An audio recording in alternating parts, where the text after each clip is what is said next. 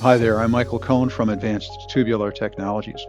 What I would like to discuss in today's VTube laser video is how to know that your leapfrog process is working properly. So it involves how we set up VTube laser for a good leapfrog process. So you can see here I've got 3 balls that I use to leapfrog the arm, and you can have various kinds of monuments, we call these, in order to measure and then move the arm and then measure again in order to know where the arm moved to. That's called leapfrog. You can use conical seats with a ball probe. You can use spheres with a laser scanner. You could use spheres on a plate, or you could use spheres on a table, or you could use conical seats on the table. So there are lots of different ways we can leapfrog. But in this video, what I'm going to show you is how you can ensure that your leapfrog process using a laser scanner on a sphere like this is going to work properly. So let's go ahead and get started.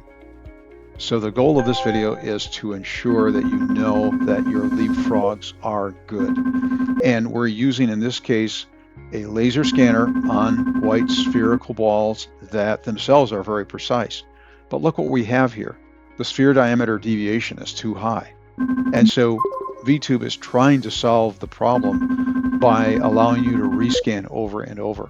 Well, this is because of a poor setup over in Measure Setup menu. So we're going to see the problem over in the Measure Setup Leapfrog menu. The problem was I was taking 30 stripes and I was separating them by 4th out, which means you're hardly getting anything in the ball because this ball is 25 millimeters or nearly 1 inch in diameter. So we're going to change it to a more reasonable setting. I'm going to leave the 30 stripes on, and I'm going to change this to 40 thou, which is going to give us a nice full coverage of this ball. So let's go ahead and rescan using these new settings. You're going to see 2 indicators that we've made a good change. And the first thing that you're going to see is that the scanning of the balls will return good spheres right away. There's not going to be this rescan problem.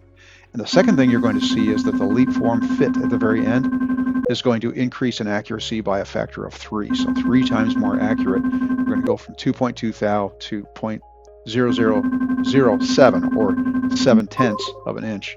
And that's significant because we need all the accuracy we can get in leapfrogging.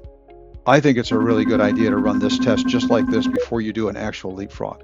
What you do is you start as if you're going to be measuring the tube. Don't even scan end A. Just go straight to performing this test. You don't even need to move the arm. And then you're going to be able to see what the leap move fit is. And you'll know for sure before you actually have to use it on a real tube that it's going to work and you can trust it. Now change over to the Measure Setup Leapfrog menu. Let's talk about each of these elements. These are all important and we need to know that these are set up properly. So auto limit point count active allows us to require 3 or more leapfrog points before and after we move the arm. In this case, you could see that I was just using 3 spheres, so I'm going to say 3 here. I'm going to enable that, I'm going to enforce it, and I'm going to say the auto limit point count number is 3. If you intend to use the laser for leapfrogging, then be sure that it's on in row 3 so that you don't have to turn it on manually. So I like to use a default of 30 stripes for sphere monuments because most sphere monuments are anywhere from 1 inch to maybe 1.5 inches in diameter, and you can get really nice coverage with that. In row 5, you're going to see a laser stripe separation distance. And as I mentioned before in this video, it's really important to have the correct laser stripe separation distance. So what I'm doing here is taking 30 stripes and multiplying them against 40 thou, and you can see we come up with 1.2 inches of coverage, which for the 25 millimeter ball, that's going to be a little bit more than the diameter ball, but that's okay because you can just go back and forth until you get all of that information. So I've got VTube so that it also qualifies the sphericity, which is the roundness of a sphere.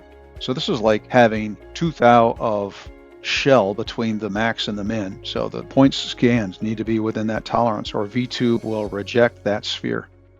Row 7 allows us to control what cut planes are active during measurement of the leapfrog.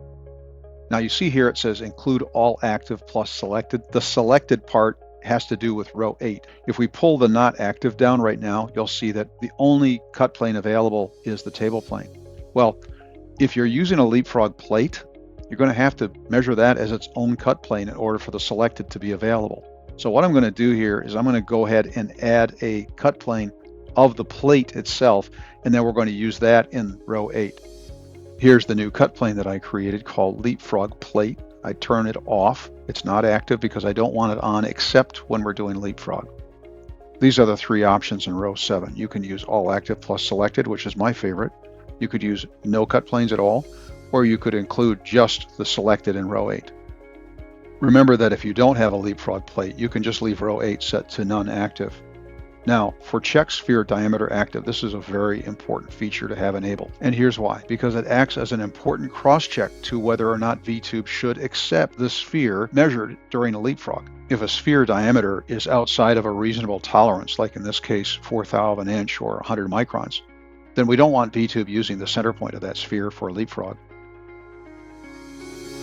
So I hope that this video was helpful in understanding why it's important to set up the Leapfrog process properly before you trust it. So if you have any questions about what you've seen in this video, please feel free to email me or my support team at support@advancedtubular.com. Thanks for taking the time to watch this video. Have a great day.